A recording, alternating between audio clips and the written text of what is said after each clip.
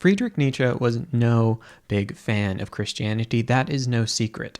But that doesn't mean that he can't teach us as Christians and theologians a whole lot. In fact, I think he can not just teach us about philosophy or history, but I think he can teach us about what it means to be a theologian if we're able to read him creatively and engage him with an open mind. That's what I've found in studying Nietzsche during my master's, and I want to present some of that to you here today because it's my assertion that Nietzsche can actually help us regain the purpose of theology and engage in theology for all the right reasons and avoid engaging in it for all the wrong reasons, which I think we are in danger of doing far too often. If you're interested in going deeper in this topic, this video will be an adaptation of an essay that I wrote on my Substack where I engage a much wider variety of topics than I do here on this YouTube channel. But if you'd like to see more videos like this, leave a comment letting me know, and I can certainly make that happen.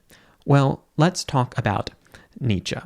I want to zero in specifically on an essay that he wrote in his early career, and it's called On the Advantage and Disadvantage of Theology for Life. You can get it published as a book, but it won't even have a spine on it. It's more like a leaflet or something like that. It's roughly 70 pages or so, but it is absolutely phenomenal. And the creativity that I'm going to ask for you as a reader is to be able to shift what he says about this academic study of history to the study of theology. I think they're very related disciplines, and that his overall kind of call in the essay is something that's going to be very applicable to theologians. Well, here's kind of the big idea of that work by Nietzsche, and it's that the point of history is life.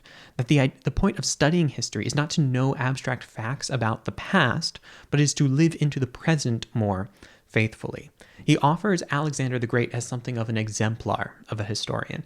And if you're familiar with the apocryphal stories of Alexander the Great, they may be legitimate. It's difficult to say. We can't really verify this. But he was known for sleeping with a copy of the Iliad under his pillow, the great kind of Homeric epic, a story of gaining glory through conquering and war and a whole lot of other things. It's a really great book, and we could talk about Homer some other time. But the idea here is that Alexander the Great is someone who is using history, the stories of the past, to go out and conquer in the present. And of course, there's overtones of power and kind of the will to power in Nietzsche and all this. But my point here is that history for him is an active discipline, and so too should be theology. Here's a little quote from him on why we need history. And again, as I talk about history, I want us to kind of transpose this to theology. He says, "Certainly we need history, but our need for history is quite different from that of the spoiled idler in the garden of knowledge, even if he in his refinement looks down on our rude and graceless requirements and needs. That is, we require history for life and action, not for the smug avoiding of life and action, or even to whitewash a selfish life and cowardly bad acts. Only so far as history serves life will we serve it." Of course, there's nuances between theology and history, but I want to ask us, what is the purpose of theology? And what is theology by nature? Well, theology, the word itself, means the study of God, right? Theos, logos there, being combined there, God, and kind of the logic, study, reason of there. But what is the point? I think most of us would instinctively want to say that we study theology to know God better, to make him known, to be conformed into the image of Christ. And if you say that, that is the absolute right answer. But my question would be, is that the way we're actually doing it? I have two kind of parallel concerns here. The first is that the way that specifically internet and the YouTube theological space is perhaps malforming a lot of would-be theologians. And to the extent that I contribute to this, I want to say mea culpa, that YouTube should not be our primary area of theological formation. There's good things to do on YouTube, and you can certainly learn a lot. But I worry, especially in the kind of area of the internet that I inhabit, that so often, instead of the theologian being one who prays and one who prays being a theologian, as Evagrius said, we have the theologian is one who debates, and one who debates is a theologian. We get this model of being a theologian that it's about being able to have these super in the weeds 4-hour debates on the procession of the Holy Spirit or the status of the Bishop of Rome in the 6th century, or any number of these really interesting and important things, but that is not precisely what theology is. Those are things that should serve theology, But theology isn't being able to debate. Theology is something that we engage for the purpose of knowing Christ. Now, this relates to a secondary concern, which kind of zooms out from YouTube. You might say, okay, well, YouTube, that's just one thing, but what about like the real world of academic theology? And my concern with academic theology is that it is there that we should find the people most capable of doing theology, but so much of what we find there really isn't all that theological. We find theology kind of being sprinkled on top of other disciplines like social studies, like psychoanalysis, like gender theory, like all of these things, and good, interesting academic disciplines. But theology is often almost like apologized for in the academy. We don't actually talk about God all that much. We study figures in the past, or we try to bring like a theological flair to disciplines that might be more in vogue today. But rather than being the queen of the sciences in the past, theology is like this little tag along, like, hey, let me be at the party with the cool kids. And like no one's buying it. And here's a distinction that Nietzsche makes, not in this work, but in another that I think is helpful. In Beyond Good and Evil, which is a much later work, perhaps a bit more mature work from Nietzsche, he has kind of several periods in his thought. And in the initial work that we're looking at, he's in kind of really into subjectivity. He gets into objectivity. That's when you kind of like, God is dead and we killed him. Then we get something of a synthesis of that in his later life. But in Beyond Good and Evil, he makes this distinction between philosophical labors and philosophy proper. And I think we could see something similar in theology. There are theological labors, which are really important, like learning your Greek, your Hebrew, your Latin, doing your historical studies of theology, right? Learning from the major figures, and kind of like in music where you start by writing covers, so often in theology as well, we start by kind of talking about the people who have done it in the past, like what I do on my channel for the most part. But at some point, one would want to move from kind of tilling the soil and doing the theological labors to actually doing the theology, right? Like actually talking about God, not just talking about people who have talked about God. And I worry that often we don't make that jump into getting into the real meat of it. And some of that could be humility, right? Like we do have to put in our time. We do have to sit at the feet of the great masters who have gone before us. But at some point, and I would say especially in academic theology where people should be most qualified to do this, I would like to just see more of it. And frankly, I don't think we see a lot of it. And so my argument here would be that theology has often lost sight of its purpose, and it's lost sight of its real activity. And so how could Nietzsche help us find this again? Well, Nietzsche, in his kind of study of history, he gives 3 types of history, all with the idea in mind, again, that the purpose of history is life. And he kind of outlines this with another quote here. He says, history belongs to the living man in 3 respects. And these are going to map onto the kind of 3 modes of history. But again, when you hear history, read theology. It belongs to him so far as he is active and striving, so far as he preserves and admires, and so far as he suffers and is in need of liberation. And he distinguishes that like not all of these are for everyone. If we go on a couple pages further, he says each of the 3 kinds of history is justified in only one soil and one climate. In every other, it grows into a noxious weed. If the man who wants to achieve something great needs the past at all, he will master it through monumental history. That's our first type. Who, on the other hand, likes to persist in the traditional and venerable will care for the past as an antiquarian historian. That's the second type. And only one who is oppressed by some present misery and wants to throw off the burden at all cost has a need for the critical, our third type, that is judging and condemning history. So how would this apply to theology? Let's take these 3 types.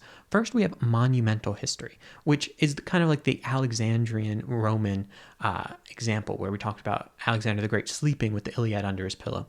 Monumental history looks to the past and what we might call like great man history, which has been much maligned for many good reasons, but is the way that many of us learn history, that history is a story with characters, and those characters represent high points in the story of humanity, and there are conflicts, and a hero rises up and overcomes them. This is history as told through, George Washington, Napoleon, Christopher Columbus. We could go on and on, but it's the story of these pivotal moments. And one of the great dangers in this type of history is that we overlook so much else, and we import a lot of value judgments. Who's to say that the people sitting in a room in Philadelphia were more important than the people who drove them there, or the people who were kind of cooking the meals, or the people who were out on the plains, or people who were anywhere else in the world? Why do we pick these people? And we often kind of overstate their kind of greatness without looking at the broader picture.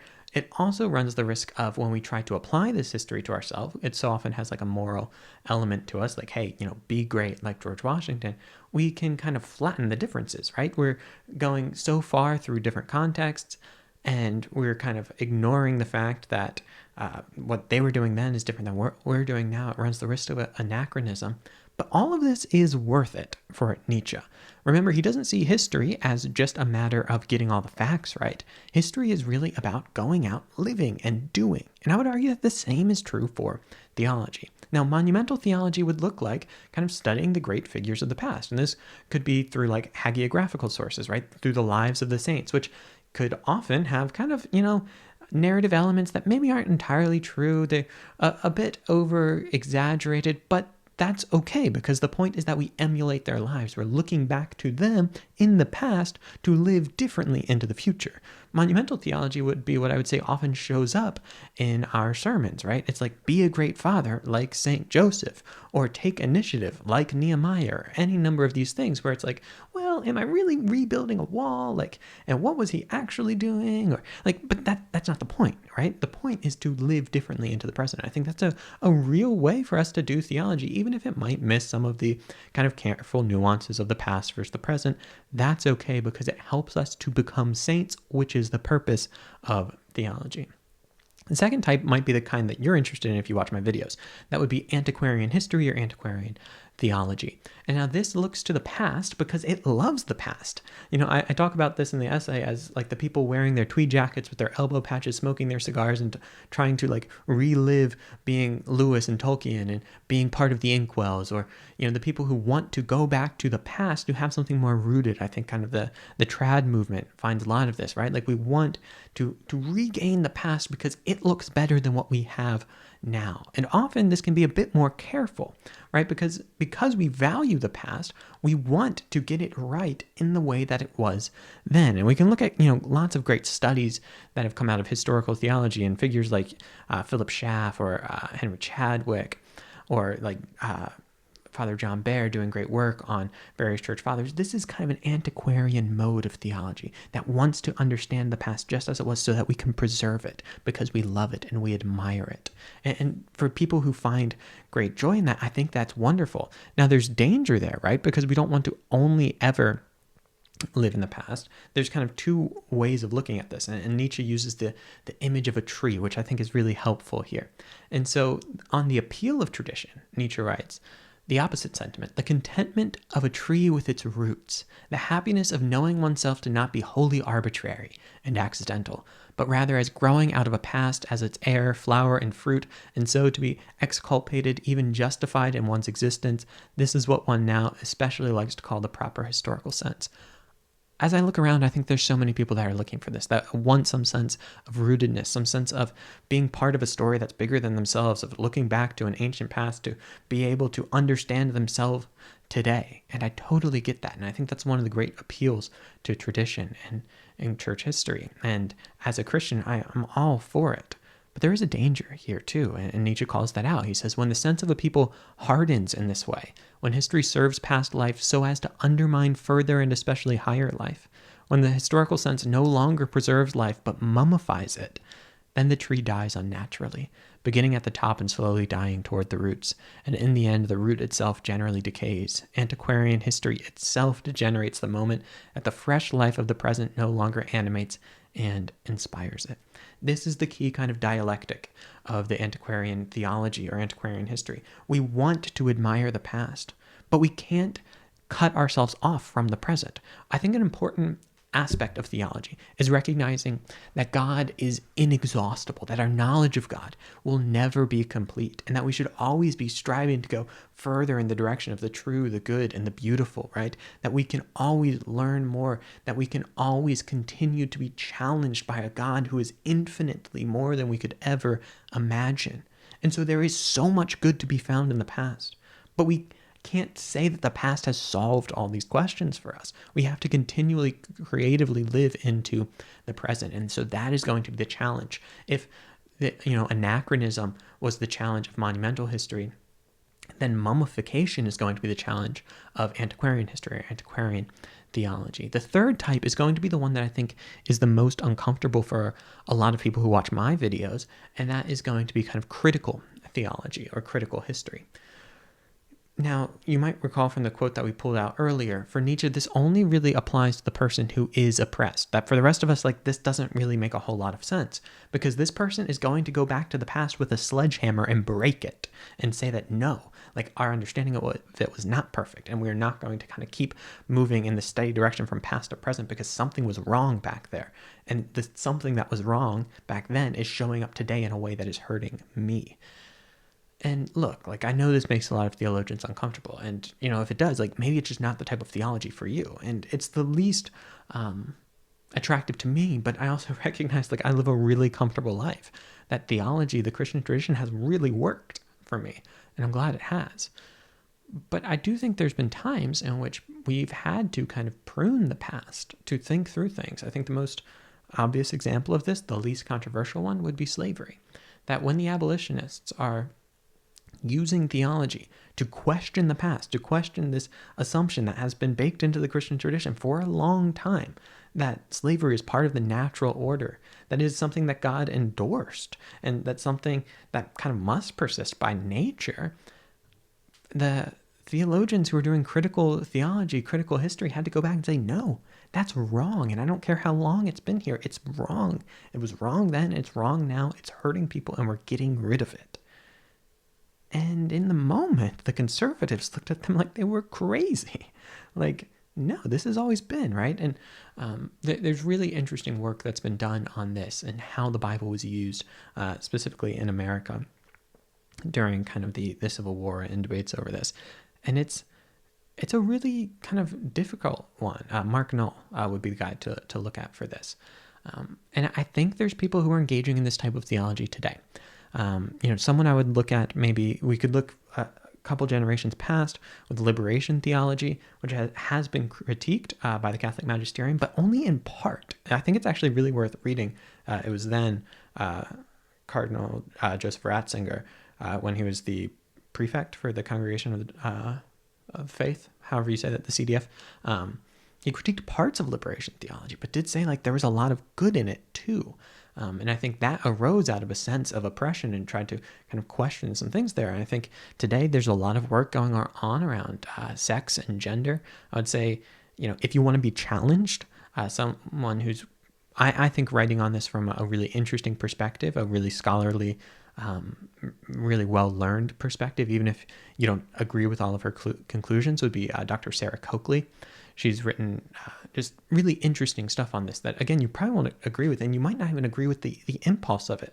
But this is an example of critical theology that I think is worth engaging if you're someone who can, like, take a breath, allow someone to disagree with you, and just see what it is. Again, I'm not saying that all of us need to be engaged in this or agree with it, and this certainly has its own dangers. And Nietzsche, again, he has so much to teach us.